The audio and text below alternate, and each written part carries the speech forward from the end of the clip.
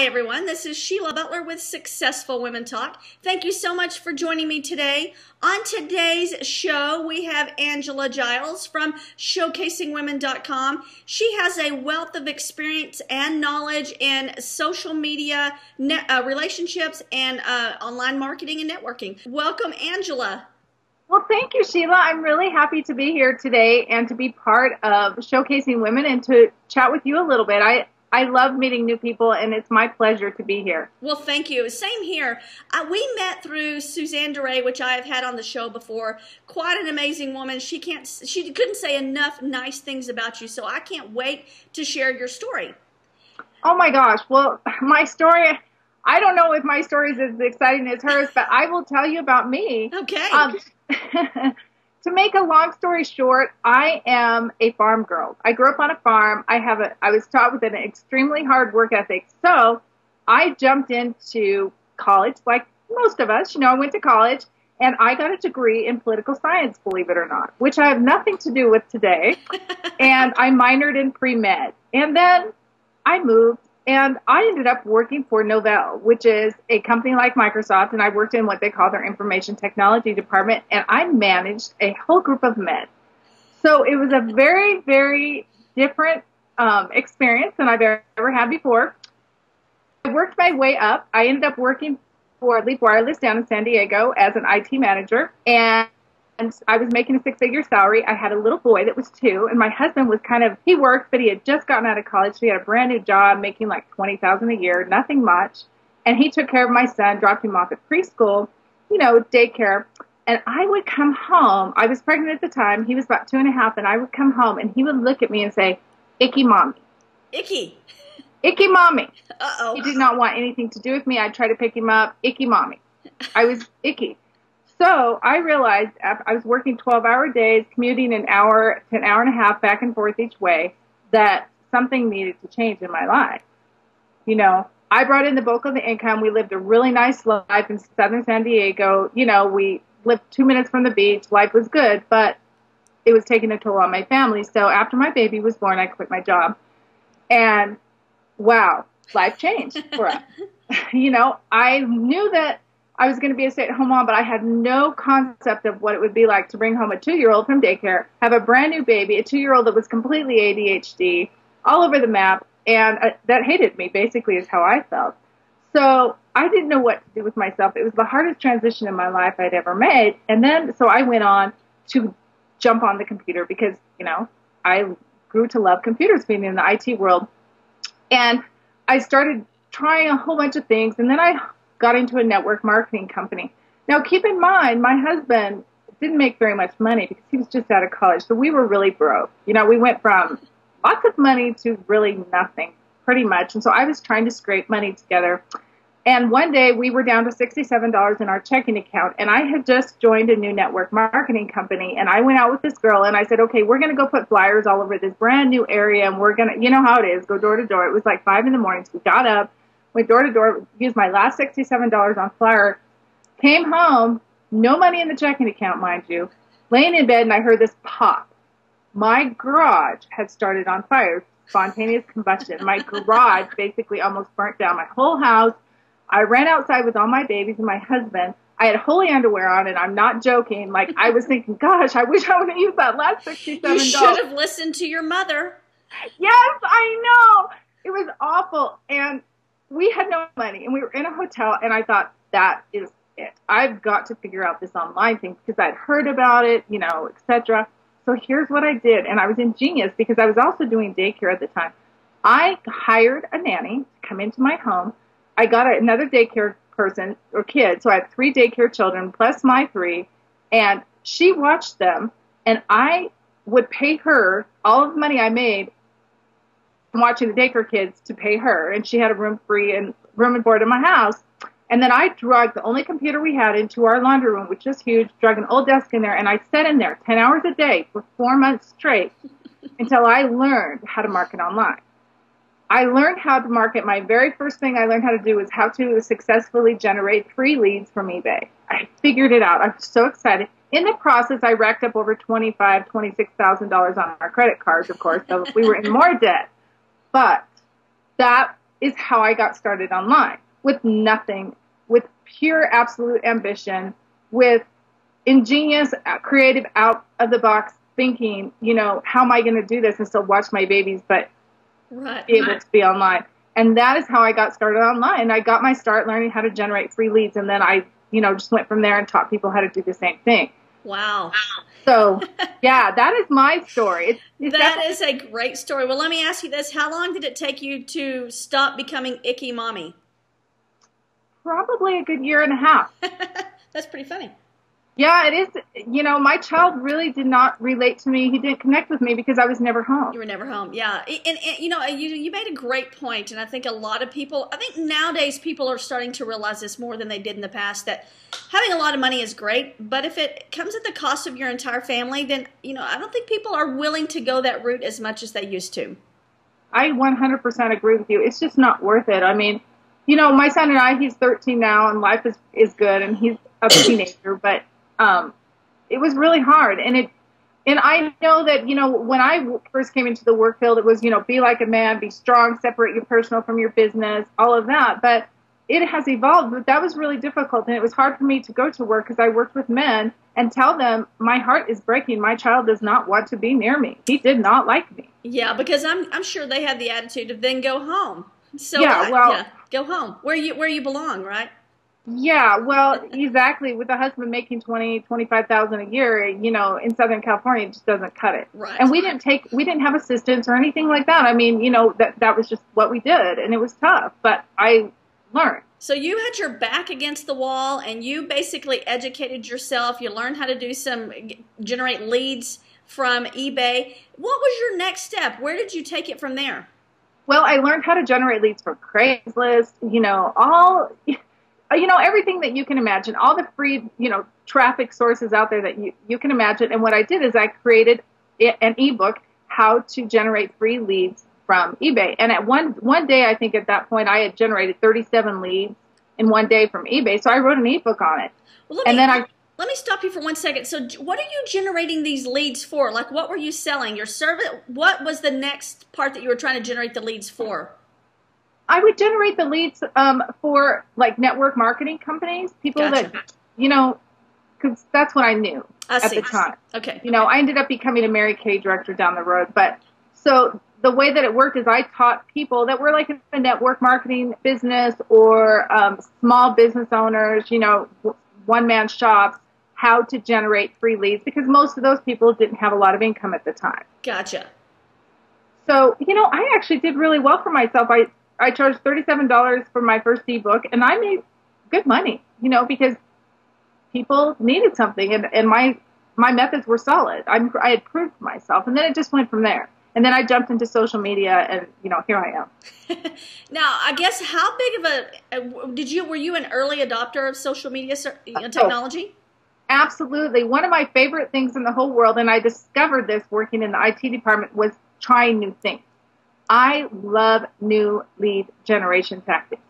Someone out there tells me, well, I've done this. I will go read everything about them, buy their course if need be, whatever, and I will learn and I will copy. I am not creative, but I am the queen of taking something you've done, learning about it, you know, dissecting it, and then putting it into my own, you know, thought process and copying. Okay, well, they generated leads from eBay. How did they do that? Well, absolutely. I dissect it. I figure it out. Then I go to the next big thing that pops up and I learn. Yeah, that's a great point. And for all those people that haven't thought about that before, which I think some people have, is there is no reason to reinvent the wheel. Find out what's working for somebody that you admire, see how they're doing, tweak it for your own industry or your own desires, and make money that way.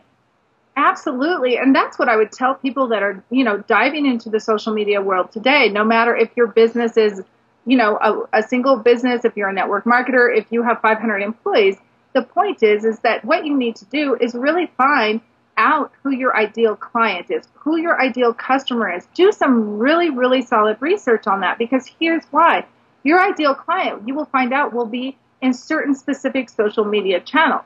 For example, if you're a retailer, my sister, she owns an Italian leather handbag company. She designs the handbags. It's called Rocco Dante. Well, one of the things I taught her with social media is you need to be on Pinterest. She had no clue what Pinterest was. I'm like, honey, it's retail. Women, 27% of households on Pinterest have a combined household income of $100,000. Exactly. And 60% or more are women that are on Pinterest. So those women are buying. So if you have a product that is, picturesque, like a retail product, you need to research your ideal client. Well, they're going to be on Pinterest, so you need to get on Pinterest. So what I tell my clients is, look, find the top 2 social media channels where your clients are going to be conglomerating, hanging out, chatting, talking about their issues, talking about things that make them tick. Learn how to speak your client's language, and then get on those 2 social media channels and really pimp out your profiles. And, I love that. You know what? I think a lot of people make social media much more challenging and difficult than it is, because I just see it as a means for communicating and developing relationships that hopefully one day can lead to business. Do you see it the same way?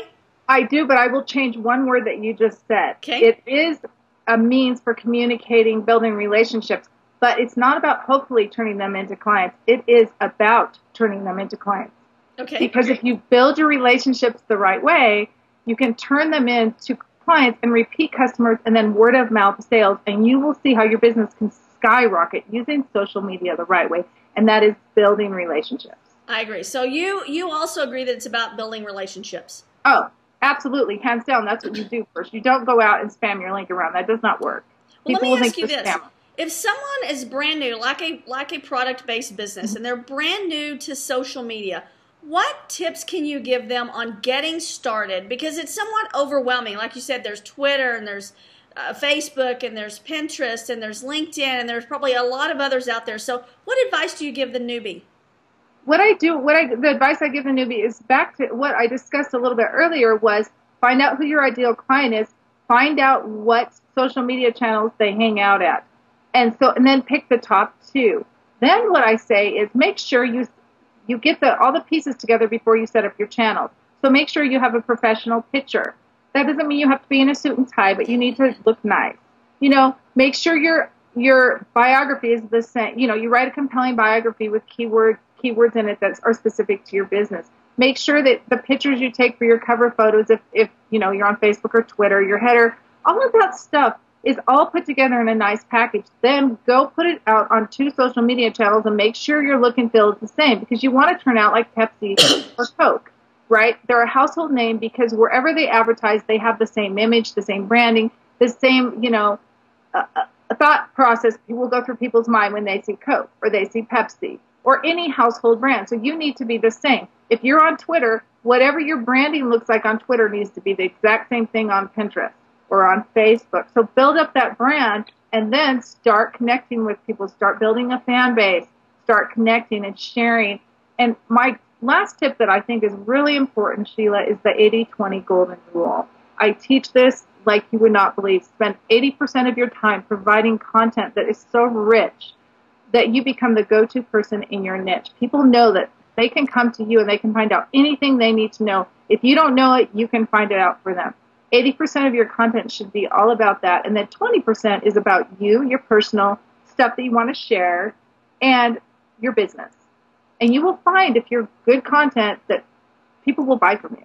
Well, let me ask you this. So let's go back to your sister as an example. So she sells leather handbags. Yes. So how does she come up with 80% of content that's not directly related to her? So what advice do you give her on the 80%? 20% is going to be maybe advertising what she has. What's the 80%? Well, the 80% is simple. How to accessorize handbags, right? How could you accessorize? What is a great handbag, or what are great types of handbags to go out on the town, right? What kind of handbag would you want to take to a job interview, right? What would you want to use to go to the beach with your children? How do you clean your accessories, right? What kind of material would be a good lasting? What kind of dollar figure should you spend on a handbag if you want a long-lasting handbag? Where can you find them? I mean, what is some of the latest fashion news that's going on right now? What are some of the latest shows going on? Like, she goes to New York and LA a lot. What's going on? Things like that. Just what I do is I tell her, I say, go to Google, set up a Google alert, use your keywords, handbags, fashion, design, put it in there. So every day then you get an email and it will tell you what is going on in the Google world, what's going on out on the web. So you will have new content that you think, you know, you read through it every day, and that fresh new content, then you can really filter out and, you know, assimilate out to your followers. I love it. Now, what about when she's highlighting like other what happens if, like I hear people say sometimes, but if I'm let's say, we'll just continue with her example. She's on handbags. So how does she go about providing content or creating content around handbags without highlighting someone else's handbag? Because if she starts highlighting her own handbag, that takes away from that 80-20 rule. Well, you have to think of it like this. And I'm going to give you more of a broader example, but then I'll come back to her. Here's how I look at it. Most niches, not all of them, but I would say a good 90-95% of niches, you have to have the abundance mentality. There's so many customers out there, right? Right. So if you just narrow your scope to you, you're missing out on a lot. If you start collaborating with your competition, everybody has a different look and feel to their products. Plus, different retailers and customers will relate to one another better, right? I mean, I'm not, you know, I'm just a mom and a stay-at-home mom. She is the artsy-fartsy, beautiful, sexy, wears $200, $300 pair of jeans. I'm happy with $30 pair. You know, we're different. So what appeals to her is different than what appeals to me. So what I'm saying is you collaborate with your competition, actually get to know them, go to lunch with them, you know, spend time with them. It's amazing what you can come up with as far as you can collaborate together, and they can showcase you and you can showcase them. So I'm using what I'm saying, that's more general, because what I'm saying is you will find that you'll get new product ideas, their customers will become your customers and vice versa. So you can't look at it as like, oh, I'm in this little island. Look at it as like, let me reach my arms around you and love on you because I'm going to get something out of it, and so will you. Yeah. In her case, I tell her it's okay to showcase someone else's product, but speak to them about it. You know, if it makes you nervous, go get to know them. Talk about it. Talk about doing a mutually beneficial show, Absolutely. You know, virtual show where you can showcase each other. I'm glad you touched on that, because I too think that it's very important to, instead of being fearful of your competitors, embrace that. I think you can all learn something from each other. And what I have found is that once you get over that little barrier, there's not any negativity there. There's so much more opportunity in collaborating. I could not agree with you more. Absolutely. Perfect. I mean, some of my favorite people are my competitors, you know, when it comes down to social media. Some of my favorite women are my competitors, right down to the line. But you know what? I showcase their stuff all the time because I love them to death. And their people follow me, and my customers follow them, and we all do very well. So everyone wins. It's a big ocean, right? Yeah. It's a big ocean. Absolutely. Now, what about blogging? Do you encourage blogging? Oh, I do, and I tell my clients, you know, people that just come to me for advice, at blog at least 2 or 3 times a week, you know, because here's what you do too. Say, for example, you're on Twitter or on Pinterest, you blog about your products, you blog about something that's going on in your niche, and then you tie it back to your, you know, tweets or your Pinterest or your Facebook, you know, you put it out there. So that's how you drive people to your page. And then I always tell people, have some sort of free offer where they can opt in and get on your list, whether it's a mobile list, you know, or an email list, whatever, so you can capture their information, so you can build a list of potential customers. I agree. Where do you see the future of social media and internet marketing going? When you say the future, well, you know, it's going to change tomorrow, but you know, you have some people that are still a little reluctant to even get onto things like Twitter and Facebook, and I think there are about to be new platforms beyond that. So it's interesting, the world that we currently do business in. Well, it is, and here's what my thoughts are. I think we're definitely going more mobile. Absolutely, I think mobile apps are huge. I know a lot about that, so I think that's one thing. But I think what's going to happen is there are going to be more platforms, but the way that I like to look at it is I'm hoping that someone will come up with a platform that encompasses a lot of the different platforms we use, because there's so many out there. And when I started, you know, a little bit over 10 years ago, it was a lot easier to get started. There wasn't as much. Now it's like you have to be not only a jack of all trades, but king of all trades, right? Or you have to have the ability to form good. And here's where your competition comes in. Form, you know, partnerships with them where they can do a piece of something, you can do a piece of something based on a percentage of sales, so you can encapsulate everything if you're brand new and getting started and if your funds are low. There's always kind of creative ways. You know, do a lot of outsourcing, because right now, you're right, there's so many platforms out there. So I see it as I'm hoping some more big platforms will come in and then will encompass it, you know, a lot more. And then mobile, I think, is huge. I agree. Now, there's a lot of resources out there for women to find help and guidance and education. Let's talk a bit about showcasingwomen.com. What are you guys doing there? What's your mission, etc.? Well, our mission is to really help women. I know this sounds, cliche, but really empower themselves in the sense that we want them to learn to overcome their fears. Because here's what we're finding. We're all about women having radical income, shifts in their mind. But what we're finding is that women have a lot of fear. And the only way that they can have radical income shifts in their business or even in their personal life is to overcome fear. So we're all about teaching women how to overcome fear and then providing them with mechanisms, especially through social media. And Suzanne is amazing at looking outside of the box and coming up with creative new revenue streams for women. But we're going to have something so exciting that's completely different from what everyone else does, and it's called Situations. So I want you to stay tuned for that. I'm not going to open up the window too much here, but it's really, really exciting that what we will be doing. And I think women will be completely so excited when we roll out our new page that they'll be dancing for joy. It's going to be a lot of fun. That's exciting. Yeah. And I guess we're probably anticipating that, like you said, around late November, early December, you guys should have a new look and feel over there. Absolutely. Completely new look and feel.